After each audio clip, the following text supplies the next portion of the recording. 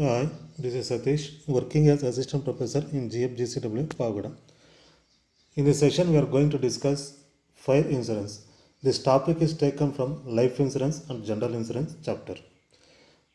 Now we will discuss introduction of fire insurance. Fire is hazardous to human life as well as property. It means fire is dangerous to human life as well as property. Fire ಅನ್ನೋದು human ಲೈಫ್ಗೂ ಮತ್ತು ಪ್ರಾಪರ್ಟಿಗೂ ಎರಡಕ್ಕೂ ಕೂಡ dangerous. Loss of life by fire is covered under life insurance and loss of property by fire is covered under fire insurance. ಇಲ್ಲಿ property ಮತ್ತು life ಎರಡು ಬರುತ್ತೆ. So loss of life is covered under life insurance, loss of property by fire is covered under fire insurance.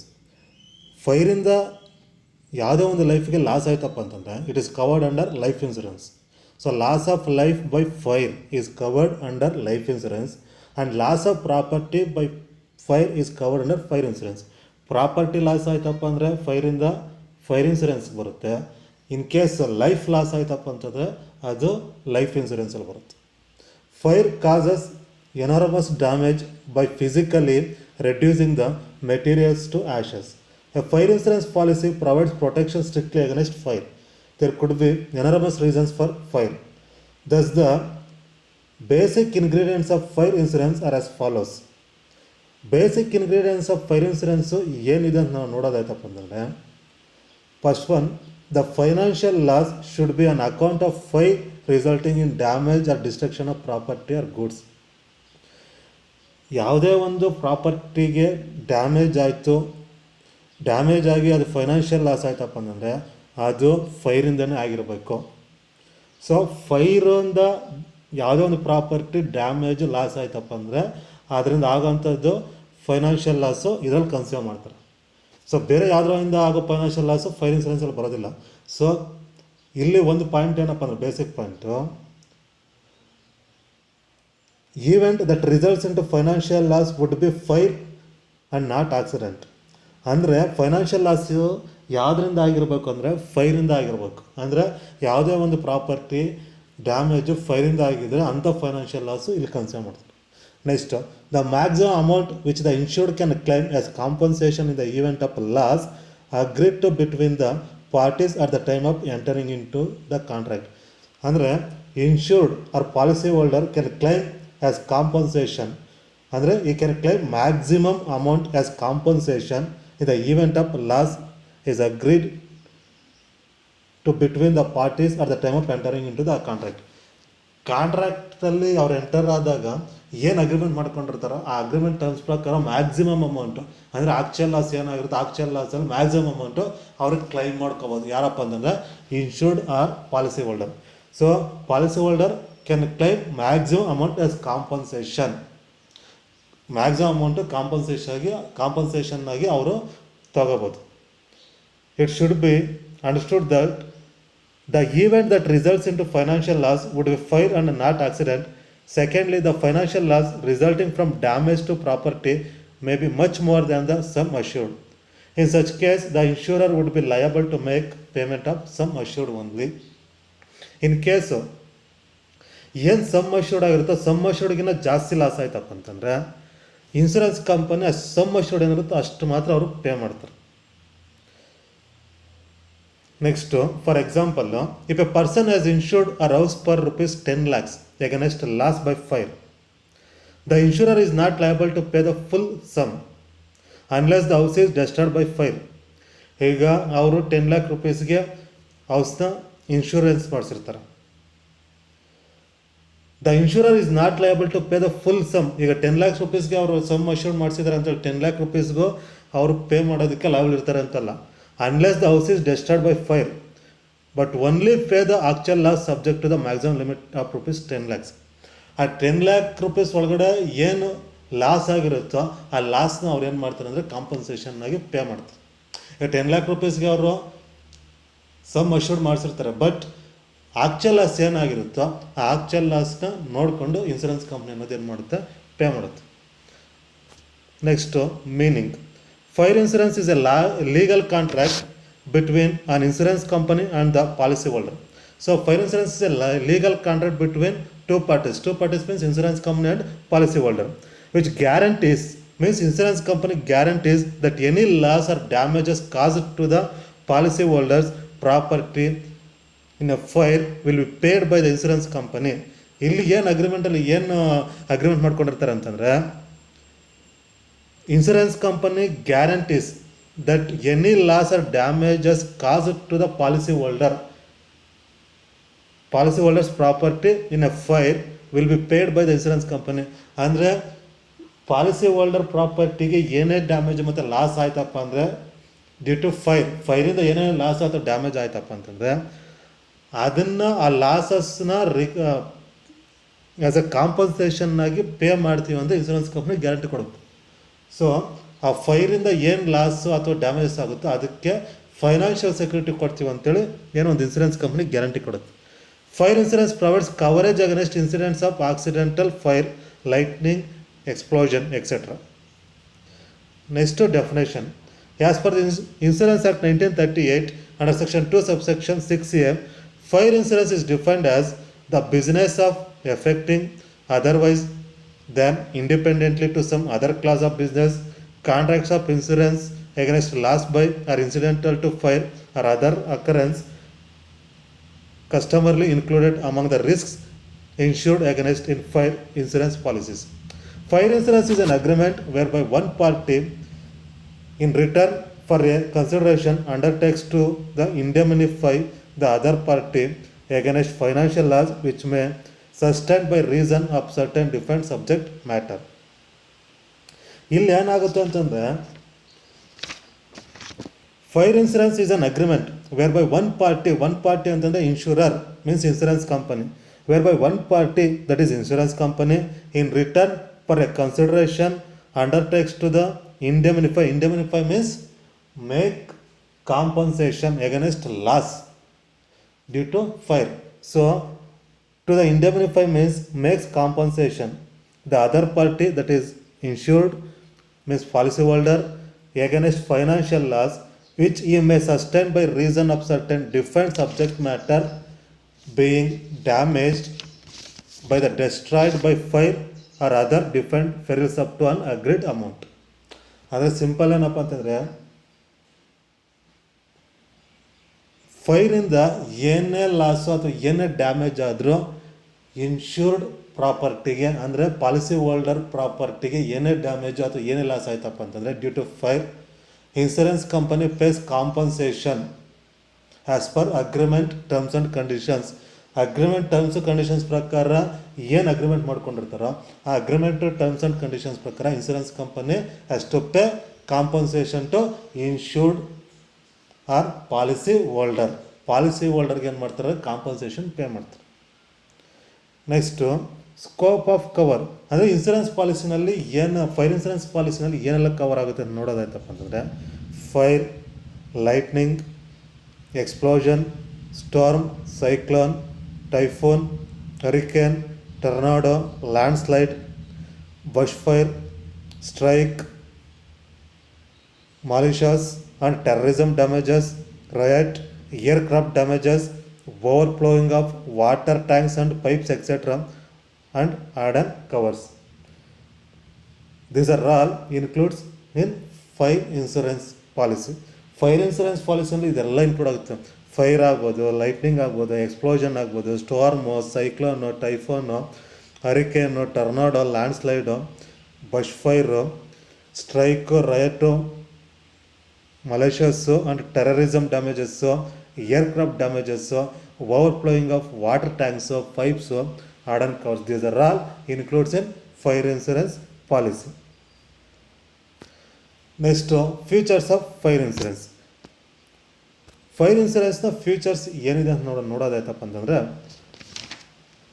Fire insurance also is governed by the principles of insurance. Features means principles of fire insurance. The main principles are the principles of indemnity, principle of utmost good faith, and principle of deliberate act. The main features ಬಂದು ನಿಮಗೆ ನಾವು ಇದರಲ್ಲಿ ಏನು ಬರುತ್ತೆ ಅಂತಂದರೆ, principle of indemnity, principle of utmost good faith and principle of deliberate act. These are main principles of fire insurance. ಇದನ್ನು ನೋಡೋದಾಯ್ತು one by one ನೋಡೋದಾಯ್ತಪ್ಪ ಅಂದರೆ offer and acceptance. It is also called nature of contract. ನಾವು general ಇನ್ಸೂರೆನ್ಸಲ್ಲಿ ನೋಡಿದ್ವಿ ಮತ್ತು ಇನ್ಸೂರೆನ್ಸಲ್ಲಿ ನೋಡಿದ್ವಿ. ಬೇಸಿಕ್ ಪ್ರಿನ್ಸಿಪಲ್ಸ್ ಆಫ್ ಇನ್ಸೂರೆನ್ಸು ಮತ್ತು ಬೇಸಿಕ್ ಪ್ರಿನ್ಸಿಪಲ್ಸ್ ಆಫ್ ಜನರಲ್ ಇನ್ಸೂರೆನ್ಸಲ್ಲಿ ನಾವು ಏನು ನೋಡ್ತೀವಿ ಮ್ಯಾಕ್ಸಿಮಮ್ ಅದೇ ಬರುತ್ತೆ. ಸೊ ಆಫರ್ ಆ್ಯಂಡ್ ಅಕ್ಸೆಪ್ಟೆನ್ಸ್ ಅಂತಂದರೆ one party gives proposal, another party accept. ಅದನ್ನು ನಾವು ಇಲ್ಲಿ ಆಫರ್ ಆ್ಯಂಡ್ ಅಕ್ಸೆಪ್ಟೆನ್ಸ್ ಅಂತ ಕನ್ಸಿಡರ್ ಮಾಡ್ತೀವಿ. So nature of contract, it is also called nature of contract. It is a prerequisite to any contract. Similarly, the property will be insured under fire insurance policy after the offer is accepted by the insurance company. So, the property will be insured under fire insurance policy after the offer is accepted by the insurance company. Insurance company ಏನು ಆಫರ್ನ accept ಮಾಡಿದ್ದಾದಮೇಲೆ ಆ particular property ಏನು proposal ಕೊಟ್ಟಿರ್ತಾರೆ property, ಆ property fire ಇನ್ಸೂರೆನ್ಸಲ್ಲಿ insure ಆಗುತ್ತೆ. So ಇಲ್ಲಿ ಆಫರ್ ಆ್ಯಂಡ್ ಅಕ್ಸೆಪ್ಟೆನ್ಸ್ ಎರಡು ಬರುತ್ತೆ. One party gives offer to other party, other party accepts the offer. ಒಬ್ಬನು ಆಫರ್ ಕೊಡ್ತಾರೆ, ಇನ್ನೊಬ್ಬನು ಅದನ್ನು ಅಕ್ಸೆಪ್ಟ್ ಮಾಡ್ಕೊತಾನೆ. ಸೇಮ್ ಇದನ್ನು ನಾವು ಇದು ಯಾವುದರಲ್ಲಿ ಇನ್ಸೂರೆನ್ಸಲ್ಲೂ ನೋಡಿದ್ವಿ ಮತ್ತು ಜನರಲ್ ಇನ್ಸೂರೆನ್ಸಲ್ಲೂ ನೋಡಿದ್ವಿ. ಅಲ್ಲಿ ನೇಚರ್ ಆಫ್ ಕಾಂಟ್ರಾಕ್ಟ್ ಅಂತ ಕನ್ಸಿಡರ್ ಮಾಡಿದ್ವಿ. ನೇಚರ್ ಆಫ್ ಕಾಂಟ್ರಾಕ್ಟಲ್ಲಿ ಏನಾಗುತ್ತೆ, ಒನ್ ಪಾರ್ಟಿ ಪ್ರಪೋಸಲ್ ಕೊಡ್ತಾನೆ, ಇನ್ನೊಬ್ಬ ಪಾರ್ಟಿ ಆ ಪ್ರಪೋಸಲ್ ಅಕ್ಸೆಪ್ಟ್ ಮಾಡ್ತಾನೆ. ಸೇಮ್ ಅದೇ ಕಾನ್ಸೆಪ್ಟ್ ಇಲ್ಲೇ ಬರುತ್ತೆ, offer and acceptance. Offer means proposal. So it is a prerequisite to any contract. ಯಾವುದೇ ಕಾಂಟ್ರಾಕ್ಟ್ ಆದರೂ ಕೂಡ ಇದು ಪ್ರೀ ರಿಕ್ವಿಸಿಟ್ಸ್, ಇದು ಇರಲೇಬೇಕು. ಯಾಕಂತಂದರೆ ಅಲ್ಲಿ ಆಫರ್ ಇಲ್ಲ ಅಂದರೆ ಅಕ್ಸೆಪ್ಟ್ ಮಾಡ್ಕೊಳ್ಳೋದಕ್ಕಾಗೋದಿಲ್ಲ. ಸೊ ಅಕ್ಸೆಪ್ಟ್ ಮಾಡ್ಕೊಳ್ಳಿಲ್ಲ ಅಂತಂದರೆ ಅಲ್ಲಿ ಕಾಂಟ್ರಾಕ್ಟೇ ಆಗೋದಿಲ್ಲ. ಸೊ ಹಾಗಾಗಿ offer and acceptance are prerequisite to any contract. The property will be insured under fire insurance policy after the offer is accepted by insurance company. Next one, payment of premium. Payment of premium means an owner must ensure that the premium is paid well in advance so that the risk can be covered. Means regular payment. Regular payment ಅಂತಂದರೆ ಏನಾದರ terms ಇರುತ್ತಾ, ಆದರೆ monthly, ಕ್ವಾರ್ಟರ್ಲಿನೋ, half ಇಯರ್ಲಿನೋ ಅಥವಾ ಆನ್ಯಲಿ ಏನಿರುತ್ತೋ ಅದ್ರ ಪ್ರಕಾರ insured has to pay premium to insurance company. Insurance ಕಂಪನಿಗೆ ಅವನು premium pay ಮಾಡಬೇಕಾಗುತ್ತೆ.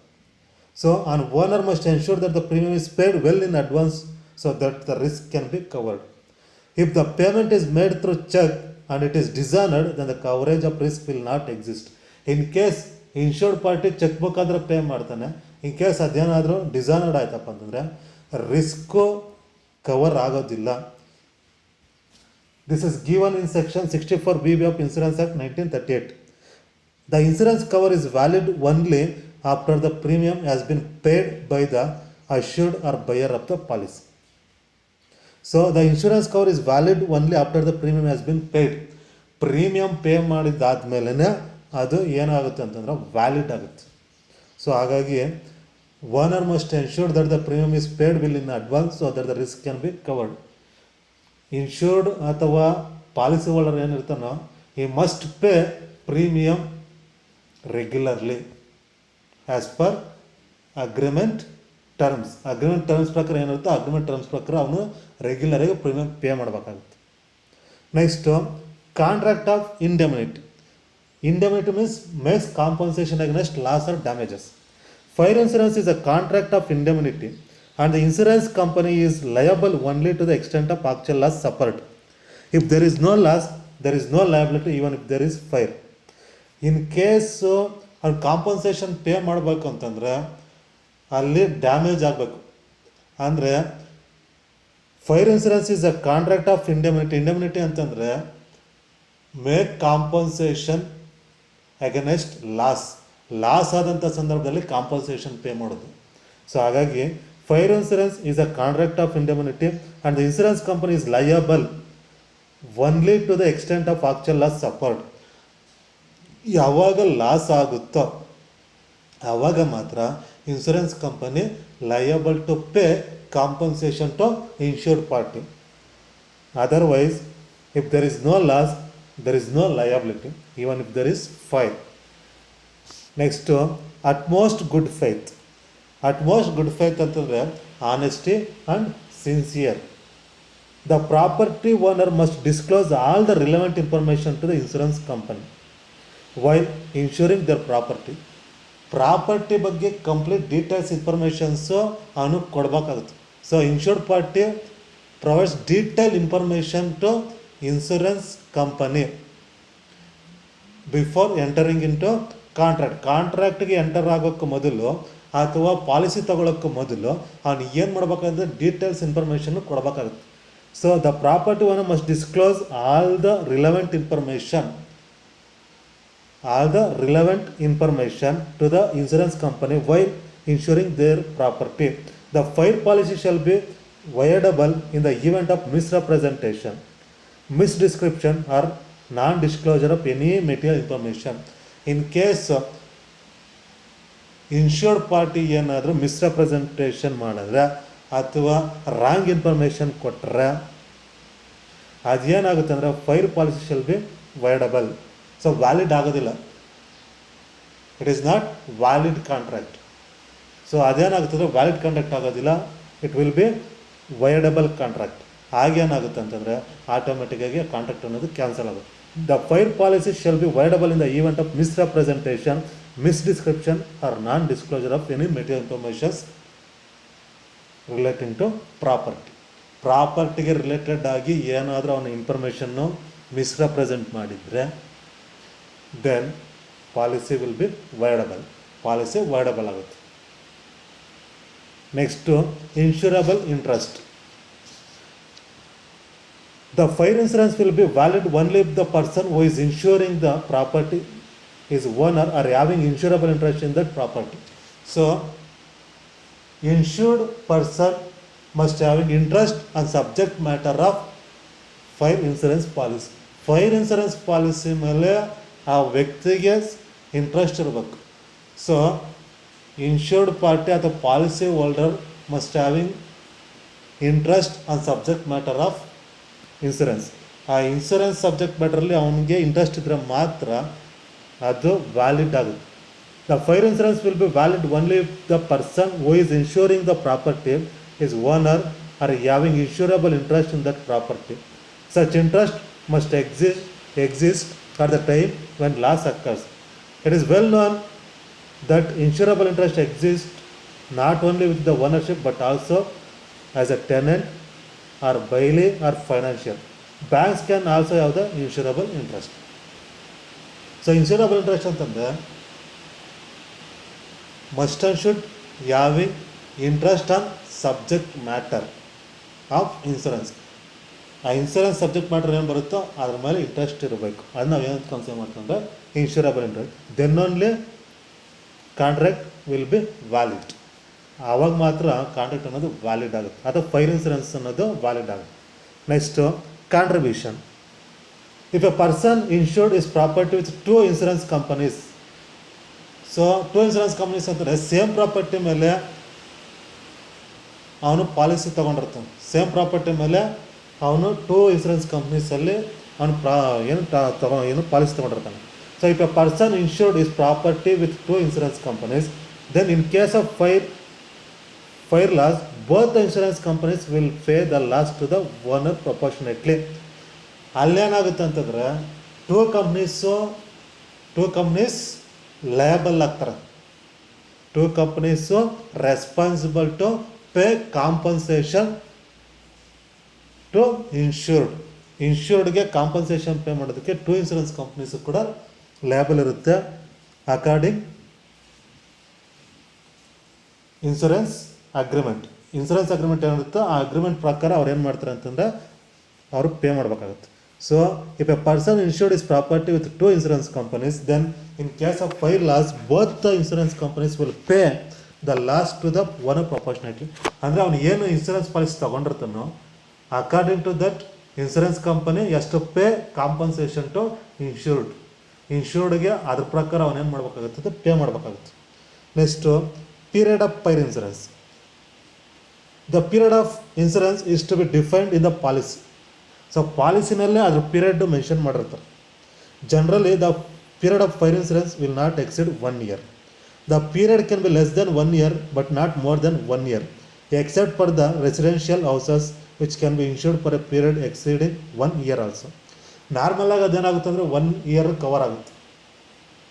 ಸೊ ರೆಸಿಡೆನ್ಷಿಯಲ್ ಹೌಸಸ್ಗಾದರೆ ಅದು 1 year ಕೂಡ ಎಕ್ಸೀಡ್ ಆಗುತ್ತೆ.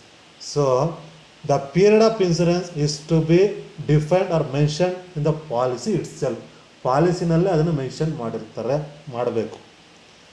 So next deliberate actions. Deliberate actions ಅಂತಂದರೆ if a property is damaged or loss occurs due to fire because of deliberate act of the owner. ಅಂದರೆ intentionally ಏನಾದರೂ ಪ್ರಾಪರ್ಟಿಗೆ damage ಮಾಡಿದ್ರೆ ಉದ್ದೇಶಪೂರ್ವಕ ಅಂತಾರೆ. ಸೊ ಡೆಲಿಬರೇಟ್ ಆಕ್ಷನ್ಸ್ ಅಂದರೆ if a property is damage or loss occurs due to fire because of deliberate action ಅಂತಂದರೆ intentionally ಉದ್ದೇಶಪೂರ್ವಕವಾಗಿ ಅದಕ್ಕೇನೋ damage ಮಾಡಿದ್ರೆ then the damage or loss will not be covered under the policy. ಅಂಥ damages ಮತ್ತು losses fire ಇನ್ಸೂರೆನ್ಸಲ್ಲಿ cover ಆಗೋದಿಲ್ಲ. Unintentional ಆಗಿ ಏನಾದರೂ ಪ್ರಾಪರ್ಟಿಗೆ ಫೈರಿಂದ ಡ್ಯಾಮೇಜ್ ಆದರೆ it will be covered under fire insurance. But intentionally damage ಏನಾದರೂ ಮಾಡಿದ್ರೆ it will B not covered under this policy. ಅಂದರೆ ಫೈರ್ ಇನ್ಸೂರೆನ್ಸ್ ಪಾಲಿಸಿ ಅದು ಕವರ್ ಆಗೋದಿಲ್ಲ. Next claims. To get compensation under fire insurance the owner must inform the insurance company immediately so that the insurance company can take necessary steps to determine the loss. To get compensation ತಗೋಬೇಕು ಅಂತಂದರೆ under fire insurance the owner must inform the insurance company immediately. ಈಗ ಏನಾದರೂ damage ಆಯಿತು by ಫೈರಿಂದ ಏನಾದರೂ damage ಆಯಿತು ಪ್ರಾಪರ್ಟಿಗೆ ಅಂತಂದರೆ ಇಮಿಡಿಯೇಟಾಗಿ insured ಪರ್ಸನ್ನು insurance ಕಂಪ್ನಿಗೆ ಇನ್ಫಾರ್ಮ್ ಮಾಡಬೇಕಾಗುತ್ತೆ without any delay. To get compensation under fire insurance, the owner must inform the insurance company immediately, means without delay, so that the insurance company can take necessary steps to determine the loss. ಆಗೇನು ಮಾಡ್ತಾರೆ, insurance company ಬಂದು loss ಏನಾಗಿದೆ ಅನ್ನೋದನ್ನು ಅವರು calculate ಮಾಡಿ ಆ base ಮೇಲೆ ಅವ್ರು ಏನು ಮಾಡ್ತಾರೆ ಅಂತಂದರೆ ಕಾಂಪನ್ಸೇಷನ್ನು ಡಿಕ್ಲೇರ್ ಮಾಡ್ತಾರೆ insured persons. These are all main features or principles of fire insurance. So references ಬೇಕು ಅಂತಂದರೆ ಈ ಬುಕ್ಸು ಮತ್ತು ವೆಬ್ಸೈಟ್ಸು ವಿಸಿಟ್ ಮಾಡ್ಬೋದು.